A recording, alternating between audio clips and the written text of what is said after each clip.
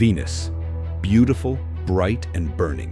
It's the third brightest object in our night sky, yet also the most misunderstood. Venus is often called Earth's twin. Not because it's friendly, but because it's freakishly similar in size, structure, and composition. About 12,104 kilometers in diameter, just a few hundred kilometers shy of Earth's size, Venus should have been a paradise. It orbits the Sun from a distance of about 108 million kilometers, making a year on Venus last just 225 Earth days. But here's the twist. Its day is longer than its year. Venus spins so slowly, it takes 243 Earth days to complete a single rotation, and it spins backwards. Now here's where things take a dark turn.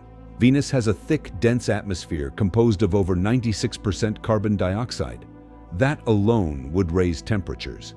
But combine that with clouds of sulfuric acid and a runaway greenhouse effect, and you get the hottest surface in the solar system, hotter even than Mercury. Venus is a searing inferno with surface temperatures around 475 degrees Celsius, enough to melt lead. The pressure? About 90 times greater than Earth's, like being 900 meters underwater. What lies beneath this smoggy hellscape? Volcanoes, thousands of them, and mountains taller than Everest. One such peak, Maxwell Montes, reaches 11 kilometers into the thick yellow sky. NASA's Magellan spacecraft, using radar, mapped Venus in the 1990s, revealing a surface reshaped by volcanism, possibly within the last few 100 million years. Venus doesn't have Earth-style plate tectonics, but signs of subduction hint at early or stalled tectonic activity. Venus may once have had oceans. Its similar size and structure suggest a shared watery past with Earth, but something changed. Perhaps it was proximity to the Sun or the loss of a protective magnetic field. Without a magnetosphere, solar radiation broke water vapor into hydrogen and oxygen. The light hydrogen escaped into space. Oxygen likely bonded with surface rocks, leaving Venus dry and doomed to become a hellish desert. The upper clouds of Venus, 50 kilometers above the surface, are surprisingly Earth-like. Temperatures range from 30 to 70 degrees Celsius, and the pressure is similar to Earth's surface.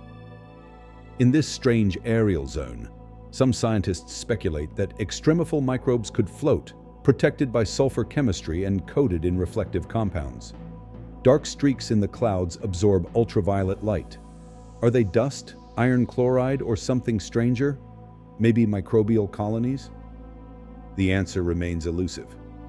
But the idea that life could hide in this hellscape keeps missions like DaVinci and Veritas on NASA's roadmap.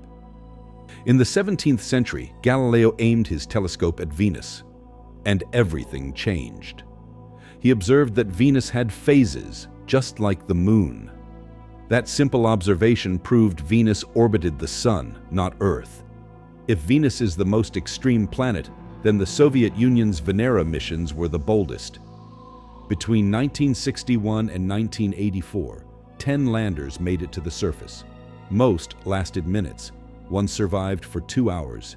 They captured eerie photos. Jagged rocks under an oppressive sky, bathed in yellow light. The atmosphere cooked their circuits, melted their frames.